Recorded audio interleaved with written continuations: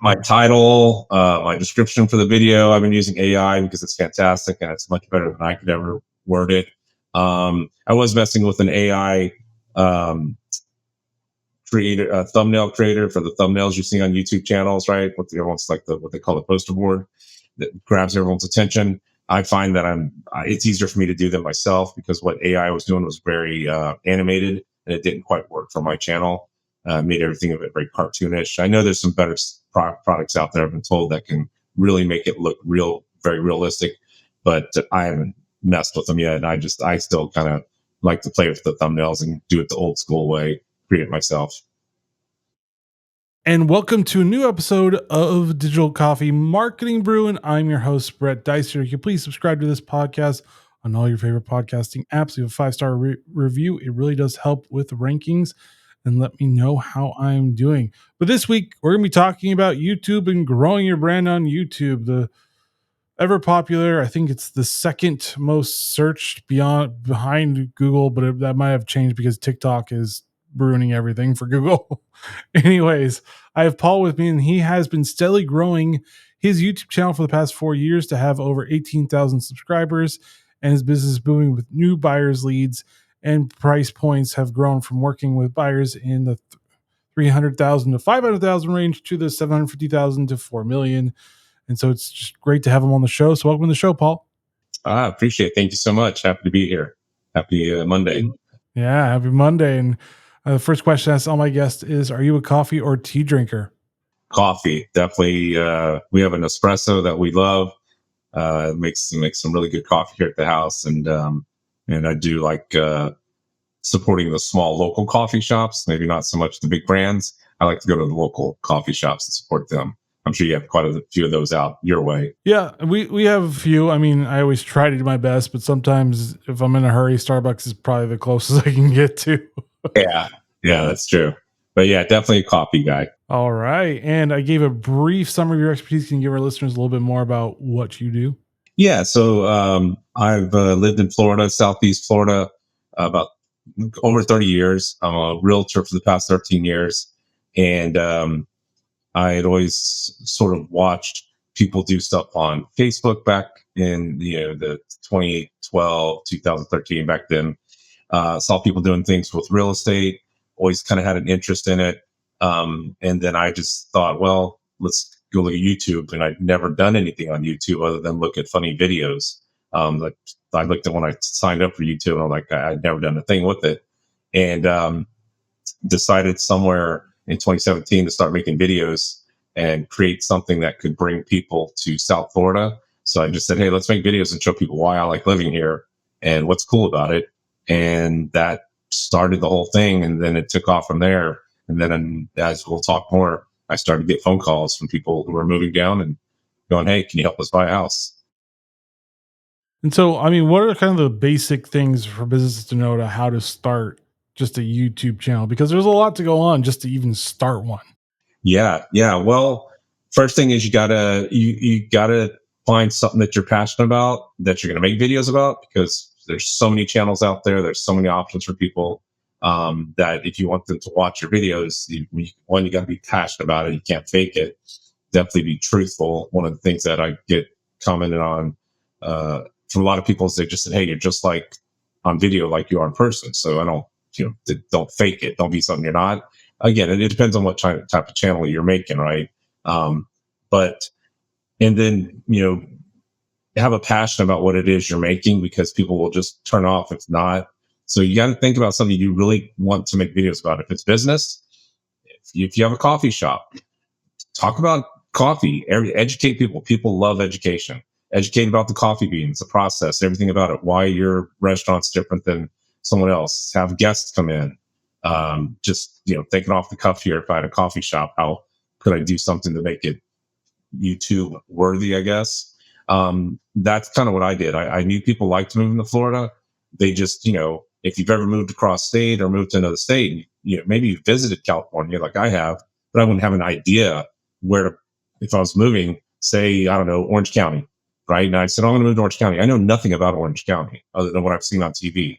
So it would be great if I looked on video and I was like, oh, that's a nice neighborhood. Oh, I like that beach. Oh, look at that restaurant. That would be cool to go to. So that's what I started to do. Sort of, I jokingly say your local realtor and guide to South Florida living, because I act like a tour guide, showing them not just, hey, this house, this neighborhood, but if you buy in this house, you can go over here and it's got a great restaurant, great coffee shop or whatever. And so, I mean, beyond that, just is there some things or some content that actually performs better than others? Because not every, let's be honest, not everything you're going to do is going to hit. Sometimes you're going to be like, well, that didn't really work out as I thought I would. Absolutely. I'll give you a prime example. By the way, I just last night I hit 20,000 subscribers. I just went over 20,000. I published a video yesterday. I did a video a couple weeks ago. I think it was about new laws coming to Florida, different laws that are going to affect people here. And because, right, if you're going to move here, you might want to know what some of the laws are that you might not agree with them, or you may be like, oh, I like those laws.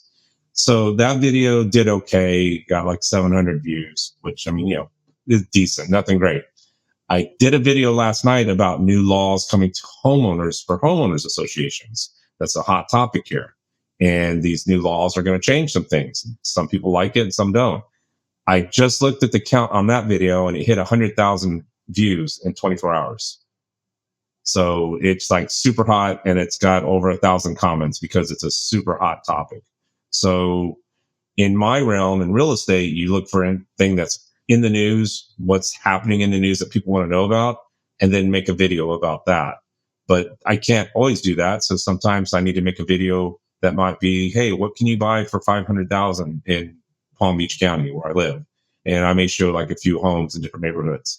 Those videos may do okay, but the good thing about them is they're evergreen. They'll be out there, although prices change. I've done those videos in the past and they don't apply anymore because one was, what can you buy for 350,000? Well, you can't find anything in 350,000 here. I can only imagine the same in California. So there's really, you try to make evergreen content, but sometimes you want to make a video because I want people to call me and say, hey, we saw your video, 500,000, that's our budget. But a year from now, that video can be outdated. So you just kind of have to, some videos you're going to make and they're just going to fade off into the digital realm. And then other videos I've got people calling on that watched 3 years ago and they're still calling me about them. So it's almost like you put it in different buckets. One's actually evergreen and one's like very specific to more buyer leads. So they won't get as many hits as the evergreen, really popular ones. Exactly. Like the HOA lead video probably won't bring me it might bring me someone. If someone connects with me and they see it and they go, because he's a realtor, they still might reach out to me and say, hey, Paul, we liked your video. But that video is more about like bringing in more of an ad revenue and build the channel. And then I'll do another video that will talk about certain things. Like I have a guest speaker coming on for my live stream on Wednesday, and we're going to talk about all the different kind of mortgages that are out there and how you can buy a property. So it educates a lot of people, maybe younger buyers that have never done it. And we talk about, how the real estate market is right now and what you need to buy your first home if they're so inclined to want to do so. And so we're going to talk about from like an FHA mortgage and first time home loans all the way up to some special loans that are available for Florida residents only. So, educate them. So that might get some views, but it's an educational piece that someone could come back to. And a majority of that content will be good for years. Maybe some of the things will change, like the programs, but the majority of that video will still apply years down the road. And someone will be like, oh, okay, that's good to know.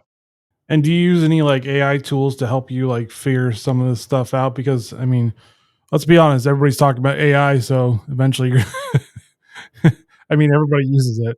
My title, my description for the video, I've been using AI because it's fantastic and it's much better than I could ever word it. I was messing with an AI creator, thumbnail creator for the thumbnails you see on YouTube channels, right? Everyone's like what they call the poster board that grabs everyone's attention. I find that it's easier for me to do that myself because what AI was doing was very animated and it didn't quite work for my channel.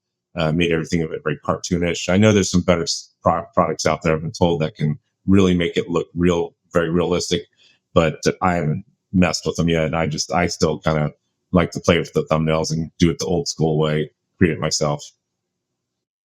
Yeah, I've found that some of them you do a little too cartoonish if it's through AI, which I'm like, that doesn't really work for me as well. Yeah, like I'm using Chat GPT 4 Plus, and then I have a fellow a guy who's very big into YouTube. Him and his brother is really big into YouTube. He runs a big thing with YouTube and Mr. Beast and all that. And he's a realtor, and he's very smart. He created an actual thumbnail tool through Chat GPT. So I'm using that right now and trying to play with it. But it does some very cool things if you tell it to create a 55-year-old guy riding an electric bike down, Ocean what is it, Ocean One or whatever, the main coastal highway, and it will create a picture of the ocean and hills and a guy with a beard on a bike cruising down there, and it's pretty cool, but it's still cartoonish. So it doesn't always work, but it does do some very cool creative stuff for you that I would never have any idea how to do on my own. Yeah, I heard that Chat GPT Dwally is a little bit more not as realistic, but Mid Journey, which is still a Discord thing, and I think you have to pay for it though, does actually do more realistic. I've heard of that. That's one of the things someone. Yeah. So I use a little bit of AI, but most of what I do for my videos is I find a subject like the laws that just went in that are changing here July 1st. I searched all over the internet. I looked at some of the government website. And then I looked for websites that broke it down into more layman's terms, because that's just all written by lawyers. And I took that and I found some of the popular juicy ones. And that's what I made my video about. And it just talked about things that, might change coming July 1st. And some of them that were supposedly already put into place. So that's a video like that. I did a video about the condo situation here in South Florida. That's a hot topic. That was my viral video. That one's sitting at like 1.6 million views. That one really made my channel take off. I never thought it would happen as a YouTuber. You just hope that happens one day. And then I made a video about something I saw as a realtor going on, which is a lot of these condos in South Florida are getting assessments for repair work that had been pushed aside for many years, voted against by the condo owners. And it's like, oh, no, we don't want to pay that. And then that collapse happened in Miami, and then some new legislature went into effect, and now they're being forced to. So, for example, there was in the news yesterday about a gentleman who bought a condo down near Miami, and he bought it a while back, and it was like their retirement, their life place to live, and they got a $249,000 assessment. It's like, who can come up with that? So, I mean, maybe if you're very rich, you could, but so, so it was a very hot topic, and that video just kind of took off. So I try to look for those videos that are newsworthy, and then mix it with some that are maybe more like, hey, we're going to do a tour today of this neighborhood and show you what homes are. So, I mean, have you found being very niche has actually helped you quite a bit? Because I mean, you're very niche into very regional, even for Florida, South Florida specifically. So, has that really helped you or hindered you? Because I'm pretty sure when people start to like do YouTube, they're like, "I want to reach everybody." It's the same problem as podcasting. I want to reach everybody, and everybody. And the experts are like, "Yeah, you don't really want to do that." Yeah, you have to find a niche in YouTube, because yes, mine is very specific to South Florida, but then a lot of some of the hot topics affect all of Florida. I've noticed that by doing some of the broader topics that cover anywhere, not just my market, but Tampa, anywhere in Florida, those do well because it grabs people's attention, and those have been some of my better videos. When I do more niche related videos, as I said, like, hey, we're going to drive through this neighborhood today and show you homes, those videos will probably perform pretty poor. But the people who watch it, the positive side is that the people who do watch it could be someone that's seriously looking to move to South Florida, and I get paid for selling homes, right? So that one video might get a couple hundred views, but I only need one person to come look at a $700,000 house, and then I make a nice commission off that. So it's just, you have to mix a little bit of both of it in there. But definitely the niche, being a realtor, my niche, where my channel took off is I'm not a suit guy.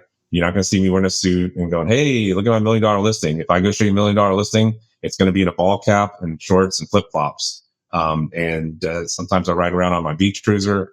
I've been known to ride on my longboard, and people kind of, I think, connected with that sort of laid back Florida lifestyle that I embrace, and they connected with me at that.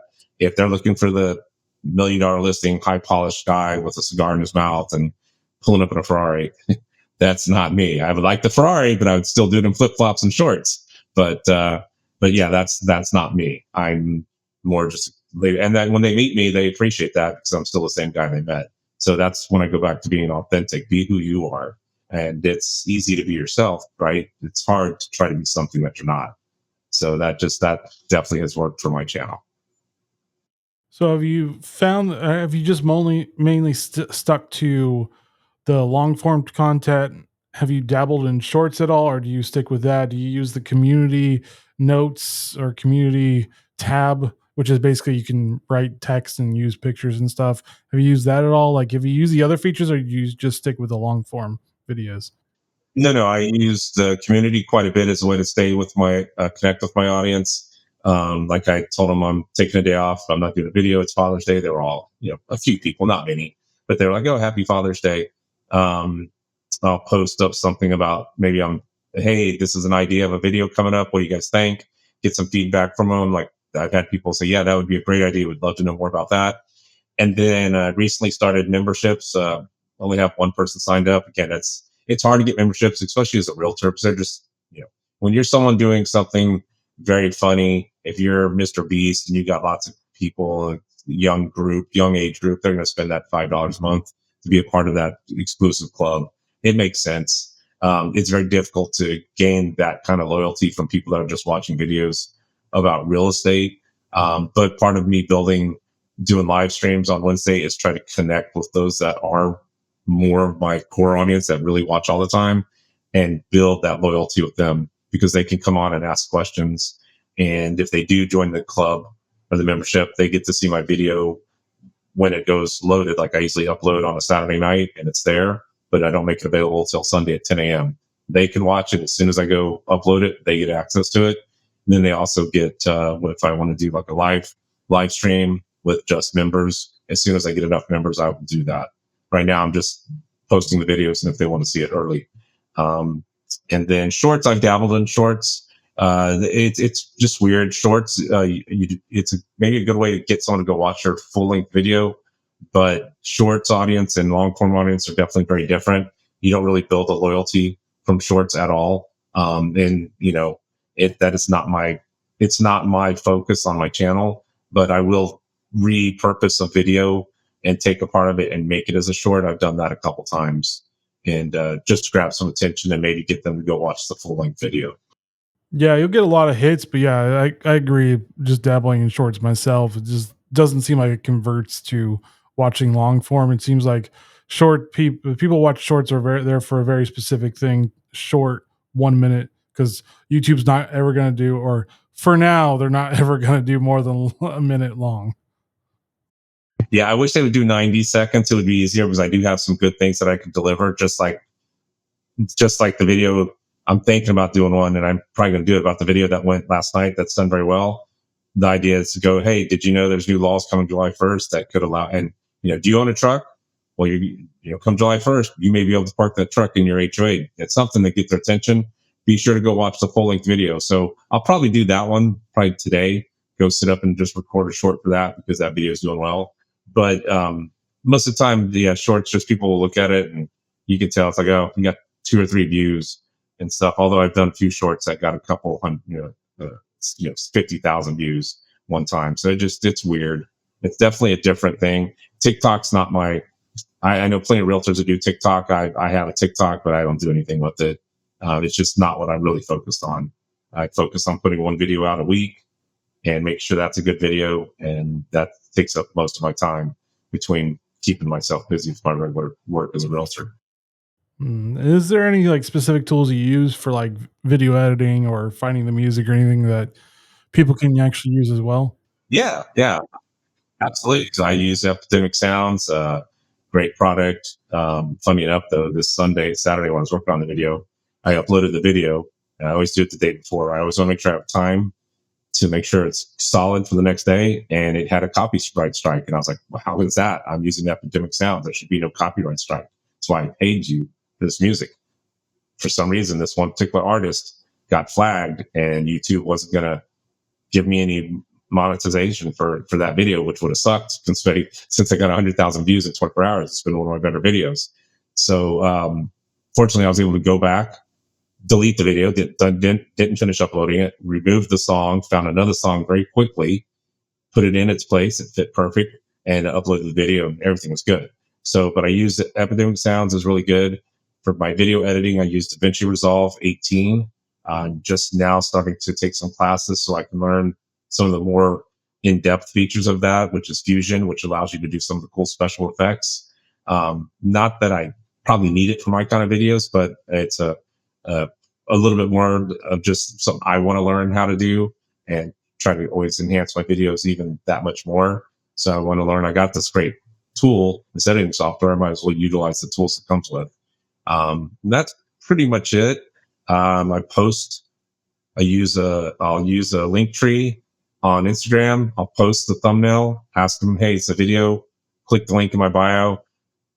That's such a hard conversion. People just don't want to leave. Like if you, hey, go here and click in my bio, and people are like, nah, it's too much effort. I have to actually go to your bio and click the link. It's funny how few people will actually do that. But I posted there anyway, just to promote it. And then I also upload organically to Facebook. So I get my local friends, family. I'll upload the video organically just so they can see it. But I don't share the YouTube link to Facebook because that's never been suggested. It's kind of a bad thing to do. And Facebook doesn't like you leaving their platform to go to another platform. So they actually bury that video so nobody sees it. So I just don't upload it organically. Yeah, it's true. Most of the social medias do not like you telling people to move off of their Yeah. platform. Yeah. Yeah, here, I'm going to go to your restaurant and go, hey, this is a great restaurant, but for the real tacos, go down the street. It's like, no, don't. Which is weird because they didn't care before, but now they really do care. Oh, they do care. Yeah, they're very much about keeping you. So, and I shoot everything myself. I'm self-taught. I self-edit, self-promote. I don't have an editor. I don't hire anyone to camera for me. I use a multitude of products from mostly action cameras. DJI is a big one I use. I use a lot of their cameras. They're small, have great wide focus, wide lens, so you get a good picture. And then if I really want to do something a little nicer, I do have a Canon M50 I'll use. And I have that on a big gimbal, so it keeps the steadiness of it because it doesn't have it built into the camera, which is probably my next.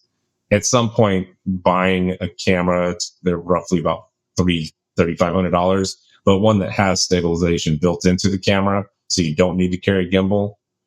That's probably my next big purchase at some point because I do like the look of a good quality camera. It really does look much better.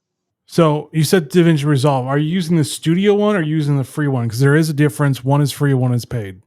I'm using the free. I'm going to probably upgrade. I didn't upgrade yet because I still don't know enough of what I'm using. And I'm kind of like, what I'm using is free. And I'm like, let's learn the free before I jump to the full version. But I am going to upgrade most likely here in the next probably month or two. It's been something that I've been talking about doing. And what I actually need to do is go watch a video and see what I get, because I don't know what I get. I know it opens up some tabs and things. I know there's certain things I'm doing editing and transitions, and one of the transitions says, nope, you have to pay to use this transition and stuff. So I'll have to see, maybe go to their website and see what exactly I get. But it's only like $200. It's a lifetime, so it's not a bad upgrade. Yeah, I think it's one of the best bangs for your buck. I have a lot of people who switched from Premiere to DaVinci because it's not a continuous fee to pay. Yes, Blackmagic Design actually makes cameras too. That's why they make a multitude of actual physical products. That's why they can offset that subscription. They do have subscriptions for cloud-based stuff.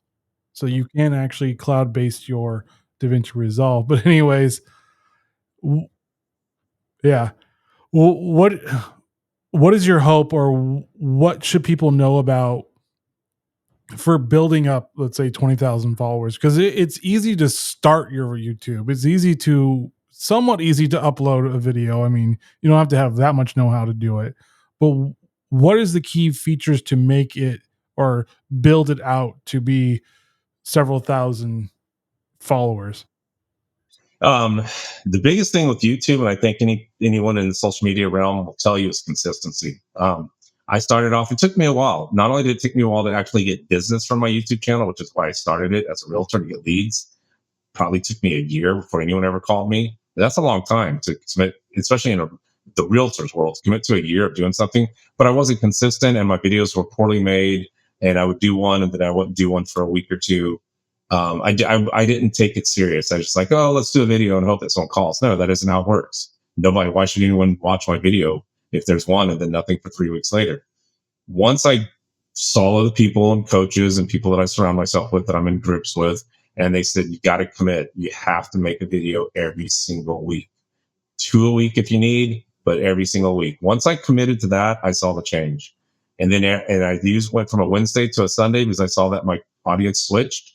And I know my audience is 45 to 65 years old, actually more on the more 65, like 50, but it shows a lot of 45 to 65-year-old males watch my videos, some females. They're people who are looking to move to Florida. They want to know what it's like down here. And so I upload every single Sunday at 10 a.m.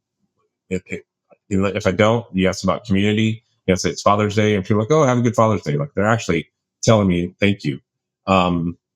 That is what you got to do. You have to be consistent with it and just keep putting stuff out there and make yourself better, make each video better. The first 100 videos suck. My first video is still on my channel. You guys go look at Palm Beaches Fall on YouTube and look at my very first video. Just click the little thing that says newest to oldest. Go look at the oldest video. It's absolutely horrible. But I put it there to remind myself where I started and where I've gotten to. My videos still aren't any cinematic masterpiece. I'm a realtor talking about real estate, but I do have some fun with them. I do some cool shots here and there, play around, and some music. And they've definitely gotten better at the storytelling aspect of it.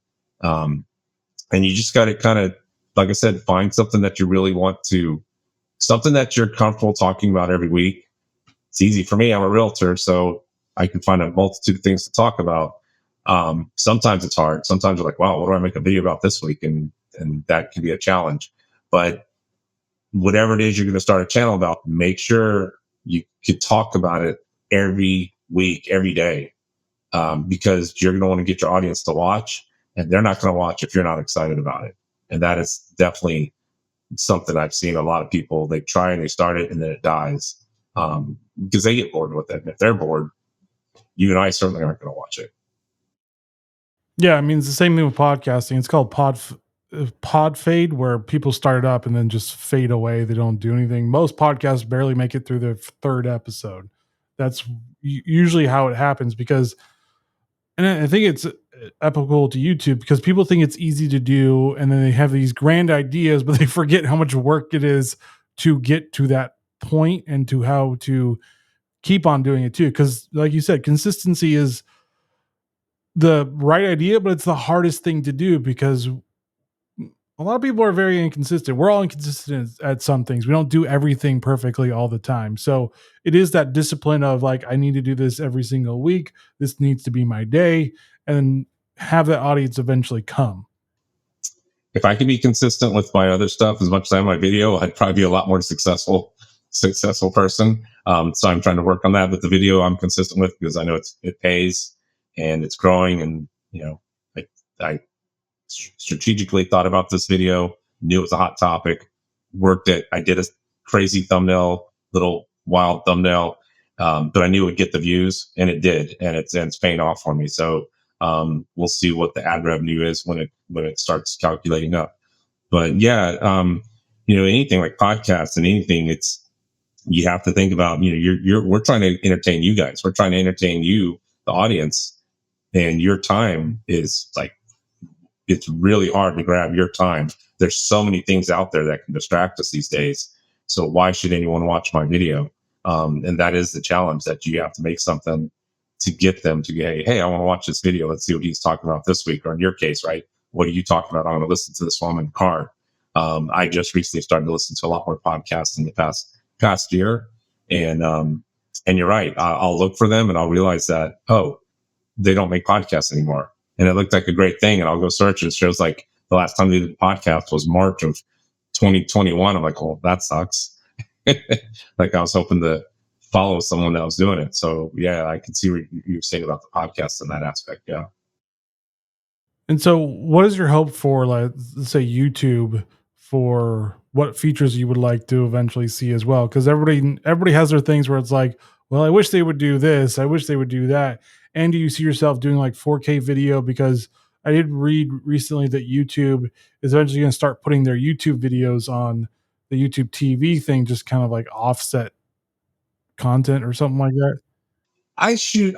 Well, first 4K video for what I'm doing, it's a computer killer. It's so hard to edit in 4K. I tried it and it's a whole different thing. I just shoot mostly 1080 or a little above at what is it, 27, the next one up, ultra. So I film in that works fine. You know, I guess if everyone has 4K TVs, it depends on how it comes across. Depending on what you're watching. My videos, again, like people are watching to learn about South Florida. It's still going to have a pretty good look. I don't think I'll ever go to 4K. It's so hard to deal with unless you're really, really good at it and you got the computer for it. And I got a pretty good desktop, but the 4K was a nightmare when I messed with it once. I don't really have too much to ask of YouTube. YouTube seems to be cool. I mean, they've got some cool tools. They just had a feature I saw Sunday that I'd never seen before that lets you make 3 different thumbnails and you can test those thumbnails and see how they respond. Now, I like the thumbnail that I had. There's days where I've had thumbnails go, I like this one, maybe try that one. So my next video, it's going to be interesting to see how that plays out. That is a super cool tool. And you used to have to pay for that with like vidIQ or TubeBuddy. Now YouTube's giving it to you free. So I like what YouTube's doing. I haven't had any complaints about them. They've been pretty helpful. I got that copyright strike. That's nothing YouTube can do. That's software that listens for it. And I'm going to have a dispute with Epidemic Sounds, not YouTube, about it, because Epidemic shouldn't have had that. They should have had it on that list of songs if it wasn't going to be allowed on YouTube. So we'll see how they respond back to that, to me. Yeah, and the goal is just to keep growing. My goal is to hit 30,000 by the end of this year. I just hit 20, so I've got half a year roughly to go to see if I can pop off 30,000. I think that would be great. And who knows? I mean, it's a long way off, but I sure would like a silver play button if I could ever hit 100,000. Who knows? Maybe I just keep going and doing this. And then I do have plans to eventually start a second channel more for a personal video, not for that. And it's going to be sort of a travel type video for, say, senior citizens, more an idea that I have in my mind. Again, it's all up here, and whether it plays out or I put it up and get 2 views or not, we'll see. But it's part of that challenge. Like, hey, if I created this one, maybe I could create another one and see what happens with it. So this has been like a lot of good learning for me to maybe do something different on YouTube at a later date. And have you found that when you were gaining subscribers, your first 1,000 was probably the hardest to get, and then eventually it got easier? The first 100 was like, I remember, I looked at some of those videos. I went and looked at those videos, like, wow, I got 25 views on this video. That's wow, 25 views.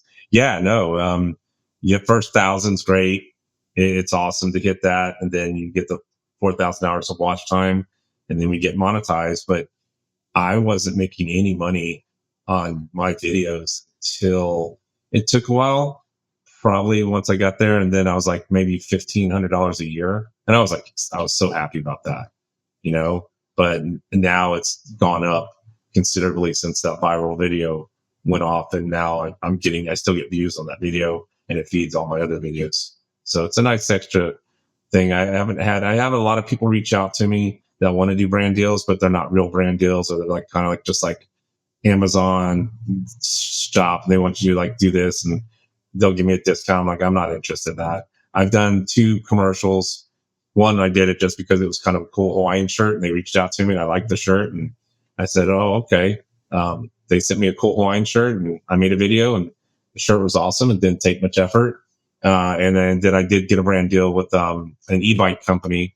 They said the same thing, make a video about our e-bike, and So I incorporated that into how bike friendly this one town is that I sell real estate in. So I made it real estate related and rode the bike around. Um, I've had a few reach out to me that were offered to pay, but it just didn't really go with, that wouldn't have been a right fit. Like my audience would have been like, why are you doing this commercial? How does that apply to us? It didn't. So I didn't do that. So hopefully as I keep growing, I'll get better brand deals, which are a nice thing to, you know, build your business with, you know, that they reach out to you. So we'll see how that part of it goes. And people listening to this podcast wondering where can they learn more information about this? So where can they find you online? Yeah. So the best way to find me is just look up Palm Beaches Paul. It sounds like Palm Beach Paul, but there's an ES in the beaches. And that's because the county I live in is called Palm Beach County. And we have so many cities like Boynton Beach, Delray Beach. So they call where I live the Palm Beaches, plural. So look up Palm Beaches Paul. That's the easy way to find me. You can find me on Instagram at Palm Beaches Paul. And you can just search my name and it usually will pop up on Google. But most that's the easiest way. And yeah, I'm on TikTok, but I mean, I don't do anything. I think I have 1,000 followers or 1,500, something like that. So nobody watches me on TikTok or Instagram for that matter. Those are smaller things, but All right. Any final thoughts for listeners? YouTube has definitely been a game changer for me. When I started, I was in, again, price points have changed, but I was typically working, as you said in the intro, working with people that are like 250, 350. Obviously the market's changed. Those numbers aren't as available anymore. So it's still like 5. And starting the YouTube channel and doing it has grown to now where I've had 2 clients looking with me. I've had multiple actually, but 2 right now are looking at condos in the $4 million price range. They're looking at new construction. They're following my channel. It's a longer time frame for them. And I've had lots and lots of customers that were 700, 800,000 to $1 million dollar clients that I never had before. So if you're looking to do YouTube for your business, it can definitely help grow your business in a way that I never thought possible. And I've actually now, because my channel's grown enough, I created a second revenue stream where, you know, maybe I'll pull in an extra $20,000, $24,000 a year in ad revenue from if I stay consistent with it and keep doing it. So all in all, I'd say I'm pretty happy with it. I don't really consider it too much work. It's fun to go out and shoot a video.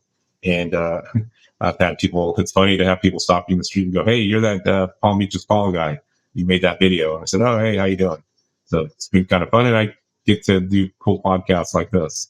So yeah. All right. Thank you, Paul, for joining Digital Coffee Marketing Brew and sharing your knowledge on YouTube. I appreciate it. Thank you for having me, guys. And thank you for listening. As always, please subscribe to this podcast on all your favorite podcasting apps. Leave a 5-star review. It really does help. And join me next week as I talk to another great thought leader in the PR and marketing industry. All right, guys, stay safe. Get to understanding YouTube. Start a YouTube channel. Get that consistency going. And see you next week. Later.